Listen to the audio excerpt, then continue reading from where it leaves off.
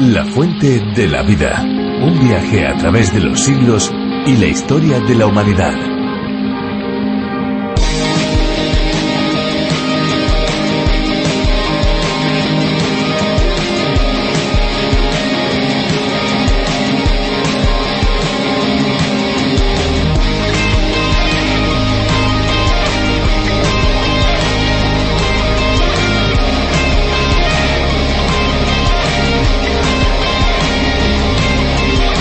Para aquellos a los que les cueste ingerir agua durante el día, queremos darles unos consejos. Lleve siempre a donde vaya una botellita de agua y oblíguese a beber cada determinados minutos. Tenga todo el tiempo cerca de usted un vaso de agua en la oficina, en el escritorio, cerca del ordenador, incluso en la mesilla de noche. Para darle un poquito más de sabor puede añadir al agua unas gotas de limón o un poquito de zumo de frutas. Tome entre comidas la mayor cantidad de agua que pueda. No espere a tener sed para beber agua, oblíguese a ello.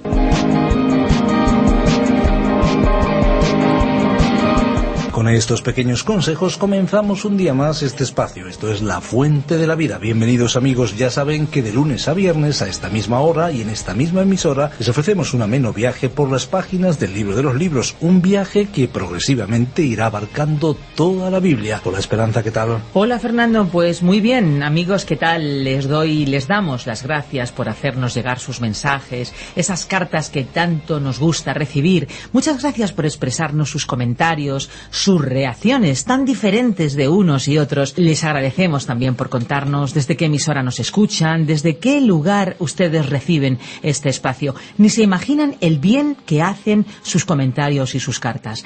La Fuente de la Vida en otros países se llama A través de la Biblia, espacio preparado por el profesor y teólogo John Vernon Magee. En su versión para España lo hemos llamado La Fuente de la Vida y ha sido Virgilio Bagnoni, profesor de Biblia y Teología, el encargado de su traducción y adaptación. La Fuente de la Vida es un programa cuyo formato es diferente y también, me atrevo a decir, sugerente. Es un espacio refrescante, un espacio cargado de esperanza, un espacio que derriba muros y fronteras. Prueba de ello es que en la actualidad este programa se emite en más de 80 idiomas por todo el mundo. La Fuente de la Vida tiene una duración de 30 minutos y durante estos minutos pues vamos a darles la posibilidad también de ponerse en contacto con nosotros, por supuesto si así ustedes lo desean. Si tienen preguntas, dudas, alguna inquietud espiritual, pueden hacérnoslas llegar a la dirección que les vamos a dar. Así que estén muy atentos porque al finalizar nuestro espacio les vamos a dar estas opciones. Y ahora sí, ahora ya les dejamos con una bonita canción. Escuchemos.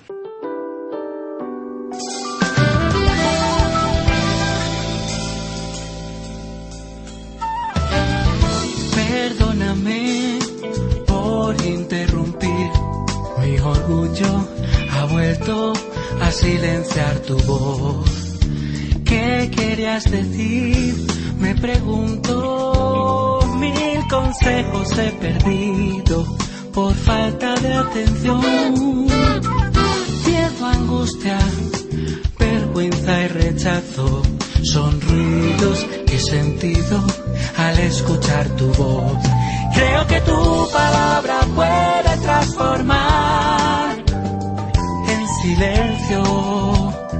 Quiero ver mi corazón cambiar, pronto para huir, tardo para hablar. Es tiempo de cumplir tu voluntad.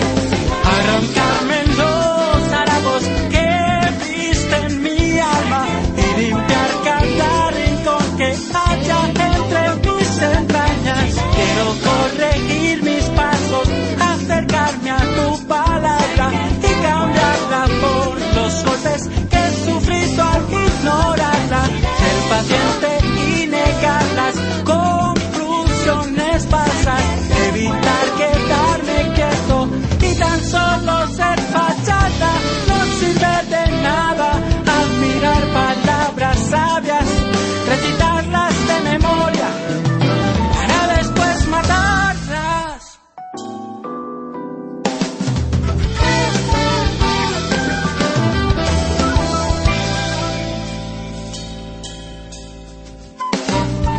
Perdóname, he vuelto a fallar. De mi boca infundadas han vuelto a escapar palabras uñas y dientes. Me pregunto por qué nunca decidimos callar a maldecir. Dignas, justas. Esperamos, amigos, que la canción que acaban de escuchar sea de su agrado. Ahora hablamos de ese mensaje, el mensaje de la Biblia, un libro maravilloso que muestra las cosas que Dios ha hecho por nosotros y la forma como Él ha guiado a los hombres y mujeres en el pasado. Si queremos conocer las riquezas y la magnitud de la provisión de Dios para nosotros, necesitamos leer su carta de amor, la Biblia. Pues fíjense que hay varias maneras de acercarse a la Biblia. Lo podemos hacer de una manera general, como un simple libro de lectura. Lo podemos hacer también como un libro de estudio, e incluso nos podemos acercar a ella con meditación. Por supuesto, siempre es aconsejable leerla. Si queremos conocer a Dios, nada mejor que ir a su palabra, a su carta de amor, pues ella es para el alma lo que el alimento sólido es para nuestro cuerpo. Es no solo aconsejable, sino imprescindible abrir la Biblia de manera continua y constante y, por supuesto, poner en práctica aquello que leemos. Aun si usted no cree que la Biblia es palabra de Dios, lo más sincero y honesto es primero leerlo y después evaluarlo. Por eso en la Fuente de la Vida vamos lección tras lección, libro tras libro, recorriendo cada uno de los pasajes de los libros de la Biblia. Hoy nos vamos hasta el Génesis, primer libro de la Biblia, y nos vamos al capítulo 41 y también al capítulo 42. Vemos en estos momentos a José gobernando en Egipto, cómo cambian las cosas en la vida y cómo Dios dirige nuestros pasos. ¿Qué te parece, Esperanza? Pues sí, lo vamos a ver justamente en la vida de José. Vamos a ver también algunas reacciones de su padre Jacob. Así que yo creo que lo mejor es hacer la siguiente pregunta. ¿Están ustedes preparados para ir a los capítulos 41 y 42 de Génesis? Vamos allá. La Fuente de la Vida.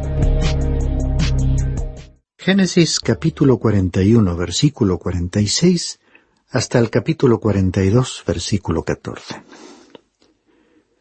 Terminamos el programa anterior cuando José, liberado de la cárcel para ser consultado por Faraón con respecto a sus sueños, fue el único que había podido interpretarlos, prediciendo 7 años de abundancia en Egipto, seguidos de 7 años de hambre. Después de haber presentado al Faraón un plan de emergencia para remediar tan grave problema, aquel le nombró gobernador general con la máxima autoridad y responsabilidad de controlar la administración y los recursos de Egipto para hacer frente a la crisis que se avecinaba. Después de asumir su cargo, José se casó con Asenat. Reanudemos pues el relato leyendo los versículos 46 al 49. José tenía 30 años cuando se presentó ante Faraón, rey de Egipto. Y salió José de la presencia de Faraón y recorrió toda la tierra de Egipto. Y produjo la tierra a manos llenas durante los 7 años de abundancia. Y él recogió todo el fruto de estos 7 años de abundancia que hubo en la tierra de Egipto, y guardó el alimento en las ciudades, y guardó en cada ciudad el fruto de sus campos circunvecinos. Así José almacenó grano en gran abundancia, como la arena del mar, hasta que dejó de medirlo porque no se podía medir. Aquí se nos dice la edad de José, por lo que deducimos que había vivido en Egipto durante 13 años, de los cuales sabemos que 2 los pasó en la prisión, después del incidente con el copero y el panadero. Probablemente habría que añadir 1 año más en la cárcel antes de dicho incidente. O sea que entonces pasó unos 10 años en la casa de Potifar. Esto nos da una idea de los períodos de tiempo y sus experiencias durante esos 13 años en Egipto. Después de este tiempo, José ocupaba el 2º lugar en el gobierno después del faraón, cargo equivalente a un primer ministro de nuestro tiempo. Alguien podría preguntarse por qué Faraón estuvo tan dispuesto a aceptarle de esa manera. Principalmente porque Dios estaba con él y le guiaba. Lo hemos estado viendo en toda su trayectoria. Hasta Faraón lo reconoció públicamente. Recordemos sus palabras. ¿Podemos hallar a un hombre como este, en quien esté el Espíritu de Dios? Y a José le dijo, puesto que Dios te ha hecho saber todo esto, no hay nadie tan prudente ni tan sabio como tú. Y más adelante, José les diría a sus hermanos que ellos habían planeado todo para su mal, pero Dios lo había dispuesto para bien. Pero pudo haber otra razón práctica por la que Faraón aceptó a José de buena gana. Muchos historiadores opinan que en este momento histórico preciso, el faraón era uno de los reyes Hicsos. Los Hicsos no eran nativos de Egipto, sino beduinos del desierto árabe. Eran un grupo nómada que durante un periodo tomaron el poder y el trono de Egipto. Fue así que el faraón, por su origen, debió sentirse más cercano a José que a los egipcios, lo cual le hizo sentir confianza en él. En realidad, a los reyes Hicsos no les resultaba fácil encontrar a alguien en Egipto que les fuese verdaderamente leal y fiel. Y la fidelidad era ciertamente una de las características de José. Su confianza en que Dios estaba actuando en su vida produjo en él fidelidad hacia cualquiera que estuviese relacionado con él afectiva o laboralmente. Él era fiel a su tarea porque sabía que Dios estaba detrás de ella. Un vínculo racial con Faraón bien pudiera haber sido una razón por la que José tuvo una acogida tan rápida en aquel momento, y como veremos más adelante, demostró ser leal al soberano.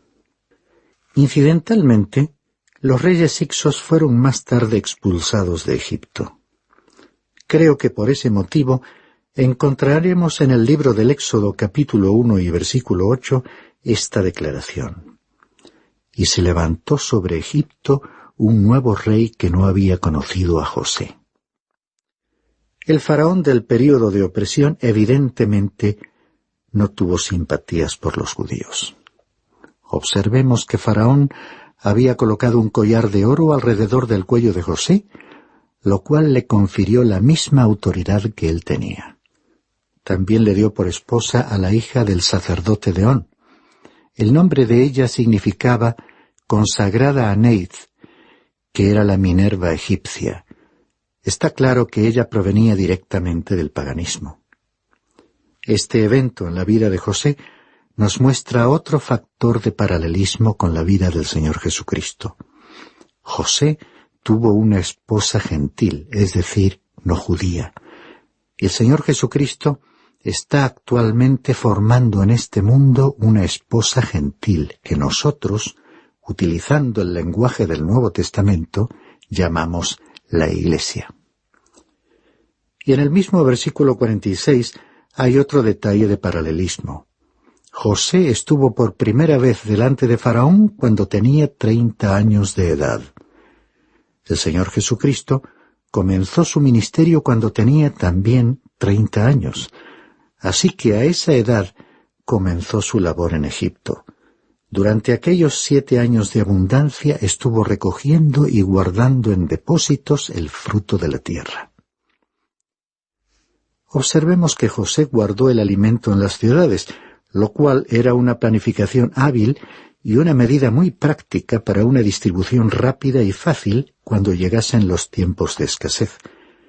Podemos decir que durante la administración de José, Egipto se convirtió realmente en el granero del mundo.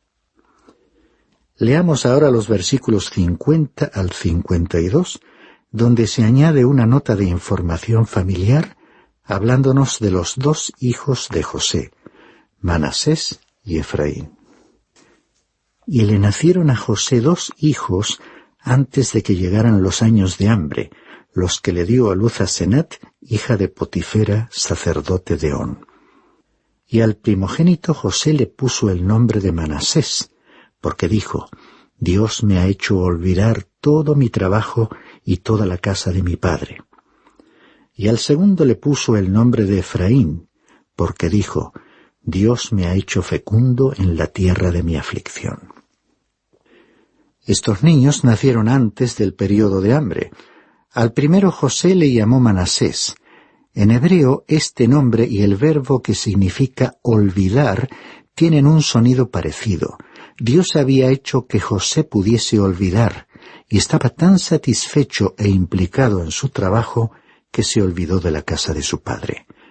Ya no era aquel joven que al principio estaba triste y sufría de nostalgia. En la primera parte de este capítulo hemos visto a José que cuando fue liberado de la cárcel cambió sus ropas y se afeitó antes de presentarse ante Faraón. Este detalle tiene para nosotros un interés simbólico.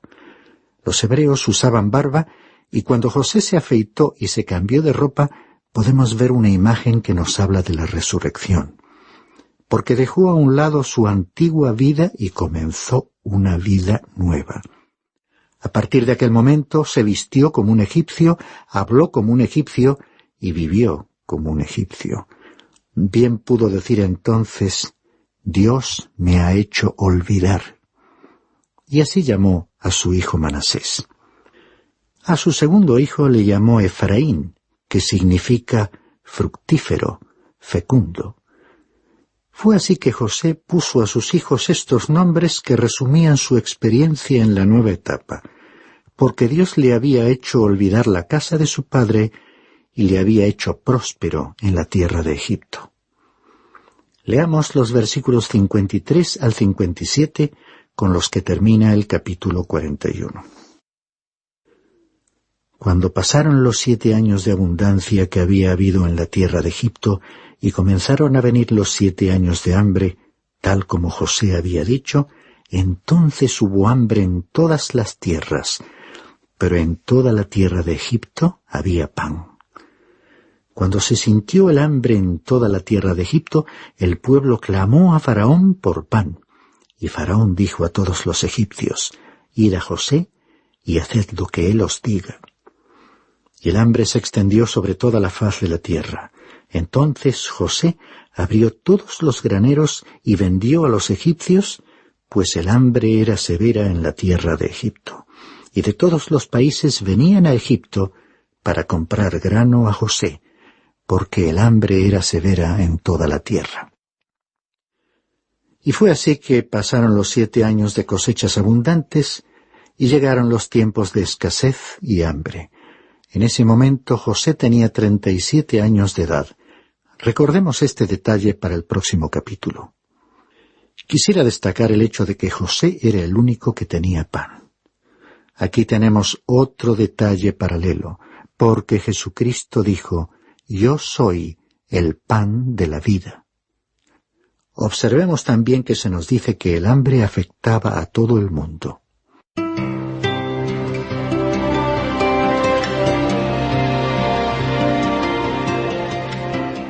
Pasemos ahora a considerar el capítulo 42 del libro de Génesis, versículos 1 al 14. El relato bíblico nos conduce al momento en que comenzaron a ocurrir los incidentes dramáticos en la vida de José, y empieza a hacerse realidad de forma detallada el plan de Dios de utilizar a José para preservar a la raza durante el período de hambre y el traslado de Jacob y sus hijos a Egipto. Cuando José se encontraba en el calabozo, no podía prever todo esto, pero confió igualmente en Dios. Debido a su fe, era optimista y entusiasta. Sinceramente, ya quisiera yo que mi fe estuviese tan arraigada en mí, para que a pesar de todo lo que me ocurriese, o cualesquiera fuesen las circunstancias de mi vida, pudiese ser optimista. Quizás a todos nos suceda a veces que problemas y situaciones de menor envergadura nos arrebatan el optimismo. José se encontraba en una posición excepcional y única. El hambre estaba invadiendo el Medio Oriente y los pueblos se dirigían a Egipto para buscar grano. Podríamos adivinar quiénes iban a ir allí en busca de ayuda. El hambre obligó a Jacob a enviar a sus 10 hijos a Egipto para comprar alimentos. ¿Y por qué solo 10? ¿Por qué no envió también a Benjamín? Simplemente no quería perderle. Ello le habría costado la vida. José reconoció a sus hermanos, aunque ellos no le reconocieron a él. ¿Por qué? Había varias razones. En primer lugar, lo daban por muerto, así que habrían dejado de buscarlo y ya no contaban con él. Nunca habrían esperado verle otra vez. Pero José sí tenía la esperanza de verles nuevamente. También debemos recordar que habían transcurrido muchos años. José tenía 17 años cuando le vendieron y ahora tenía 37, además de algún tiempo más del período de escasez, por ejemplo, 1 año. Así que sus hermanos no le habían visto por 21 años. Él tenía en ese momento 40 años de edad y vestía, hablaba y actuaba como un egipcio. Veamos ahora con mayor detalle el desarrollo de los acontecimientos, leyendo los versículos 1 al 5, que relatan cómo José envió 10 hijos a Egipto para comprar trigo. Viendo Jacob que había alimento en Egipto, dijo a sus hijos: ¿Por qué os estáis mirando? Y dijo: He aquí, he oído que hay alimento en Egipto. Descended allá y comprad de allí un poco para nosotros, para que vivamos y no muramos. Entonces 10 hermanos de José descendieron para comprar grano en Egipto. Pero a Benjamín, hermano de José, Jacob no le envió con sus hermanos, porque dijo: no sea que le suceda algo malo. Y fueron los hijos de Israel con los que iban a comprar grano, pues también había hambre en la tierra de Canaán. La familia de José se hallaba sumida en la incertidumbre, no sabiendo qué hacer. El hambre estaba invadiendo el país, las reservas de grano se estaban agotando y con ellas las posibilidades de supervivencia. Por ello Jacob envió a sus hijos a Egipto. Esto ilustra la fe. ¿Qué significa tener fe? A mucha gente la fe les resulta tan misteriosa que no saben cómo creer. Hace poco hablé con un hombre que no quería creer, justificándose con la pregunta: ¿cómo puedo creer? Observemos aquí cómo creyó Jacob. Él había oído una noticia y dijo: he oído que hay alimento en Egipto. Él lo creyó que aquello les traería la vida misma, así que actuó conforme a su fe, diciéndoles: descended allá y comprad de allí un poco para nosotros, para que vivamos y no muramos. Estimado oyente, esta es la fe que salva. Algunos preguntan: ¿cómo puedo creer en Jesús? ¿Podrías imaginar a Jacob allí, frente a sus hijos, diciendo: he oído que hay trigo en Egipto, pero ¿cómo voy a creerlo? Bueno, la manera de creer es actuar en consecuencia. La Biblia dice en el libro de los Hechos, capítulo 16, versículo 31. Cree en el Señor Jesús y serás salvo. Así es que tú oyes algo y lo crees. Esto es lo que el anciano Jacob hizo. Esa fue la forma en que obtuvo el grano que trajo la vida a su familia. Y la manera en que tú y yo obtenemos la vida eterna es por medio de la fe en Jesús. Vemos que Jacob no envió a Benjamín, pero a los otros 10 también les podría suceder una desgracia, aunque eran mayores, pero a Jacob no le habría dolido tanto como perder a Benjamín. Recordemos que Benjamín y José eran los hijos que le dio Raquel, la esposa que tan profundamente había amado. Por eso envió a los 10, reteniendo consigo a Benjamín. Llegamos ahora al momento culminante en que tuvo lugar la audiencia con José. Leamos en primer lugar los versículos 6 al 8. Y José era el que mandaba en aquella tierra, él era quien vendía a todo el pueblo de la tierra. Y llegaron los hermanos de José y se postraron ante él rostro en tierra. Cuando José vio a sus hermanos, les reconoció, pero fingió no conocerlos. Y les habló duramente y les dijo: ¿de dónde habéis venido? Y ellos dijeron: de la tierra de Canaán para comprar alimentos. José había reconocido a sus hermanos, aunque ellos no lo habían reconocido. José les estaba esperando, sabía que vendrían. Habían venido a Egipto delegaciones de todos los países vecinos porque el hambre se había extendido por todas partes. Y al fin llegaron aquellos 10 hombres y se inclinaron ante él, se postraron delante de José. Imaginémonos cómo se habrá sentido. En aquel momento se estaba cumpliendo literalmente su sueño. Recordemos que cuando era un adolescente en casa de su padre, había soñado que todas las gavillas o manojos de trigo se habían inclinado reverentemente ante el suyo. Y eso es lo que precisamente estaba sucediendo. Todos sus hermanos mayores se habían postrado sobre sus rostros ante él. ¿Por qué les habrá hablado con dureza? Les estaba poniendo a prueba y continuó haciéndolo todo el tiempo que estuvieron allí, y les iba a hacer preguntas muy penetrantes.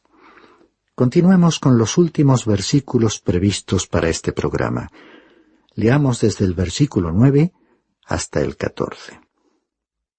José se acordó de los sueños que había tenido acerca de ellos y les dijo: «Sois espías, habéis venido para ver las partes indefensas de nuestra tierra». Entonces ellos le dijeron: «No, señor mío, sino que tus siervos han venido para comprar alimentos. Todos nosotros somos hijos de un mismo padre, somos hombres honrados, tus siervos no son espías».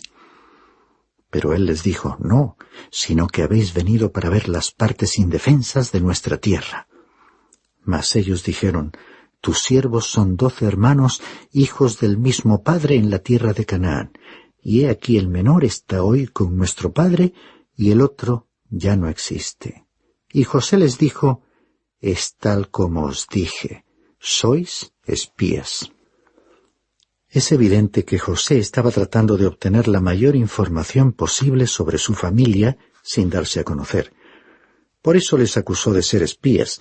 De esa manera les hizo reconocer que eran en realidad 12 hermanos, que el menor había quedado con su padre y que al otro lo daban por muerto. También por esa misma respuesta descubrió que su padre aún vivía.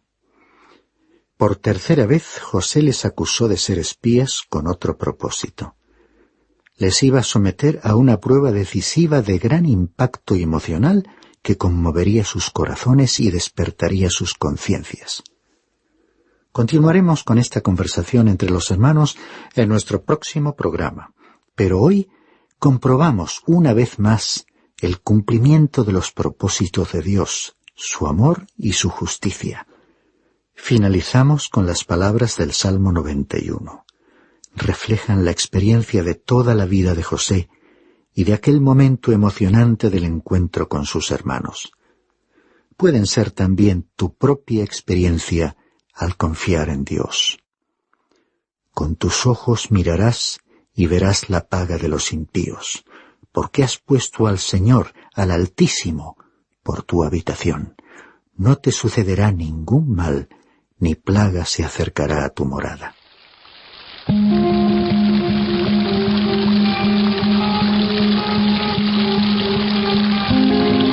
Qué interesante y agradable resulta ver cómo cada suceso narrado en la Biblia tiene vigencia en el momento actual, y es que estamos convencidos que la lectura de la Biblia no les va a dejar indiferentes porque sacia el corazón más sediento. Así es nuestra experiencia, y también alimenta el alma más hambrienta. Estamos seguros también que el programa de hoy ha cumplido su cometido. Pues se lo decimos en cada uno de nuestros programas y no nos cansamos de repetirlo. Hoy volvemos a decirles que si desean el bosquejo y las notas de este espacio, pues pueden pedírnoslos en nuestra dirección electrónica o bien en nuestro teléfono. Tomen nota, el teléfono es el 91 422 0524 y la dirección info@radiocadenadevida.com. Puede escribirnos al apartado de correos 24081, 24081, código postal 28080 de Madrid. Y recuerde que puede escucharnos también en la web de Radio Encuentro, www.radioencuentro.net, donde encontrará programación variada 24 horas al día. ¿Que desea escuchar de nuevo este espacio o alguno de los anteriores? Pues solamente váyase a la aplicación que tenemos preparada o puede teclear www.lafuentedelavida.com. Amigos, muchísimas gracias por acompañarnos en este viaje por la fuente de la vida. Y no olvide que hay una fuente de agua viva que nunca se agota. Beba de ella.